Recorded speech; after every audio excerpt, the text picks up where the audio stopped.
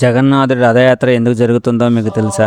ప్రతి సంవత్సరం పూరిలో జగన్నాథుడు తన బాలభద్రుడు చెల్లెలు సుభద్రమ్మతో కలిసి ఆలయం బయటికి వస్తాడు. 3 భారీ రథాలపై వారు నగర వీధుల్లో ఊరేగుతారు. ఈ రథాలు సాధారణ రథాలు కావు. వాటిని ప్రతి సంవత్సరం కొత్తగా ప్రత్యేక పవిత్ర కలపతో నిర్మిస్తారు. రథయాత్ర రోజున లక్షలాది మంది భక్తులు ఆ రథాల తాళ్లను పట్టుకుని లాగుతారు. భక్తులు ఒక నమ్మకంతో ఈ సేవ చేస్తారు. రథాన్ని లాగడం అంటే స్వయంగా జగన్నాథుడి ఆశీర్వాదాన్ని పొందడమే అని పురాణాల ప్రకారం ఈ యాత్రలో జగన్నాథుడు తన భక్తులను కలవడానికి స్వయంగా బయటకు వస్తాడని చెబుతారు. ఆ రోజు ఎలాంటి భేదాలు ఉండవు.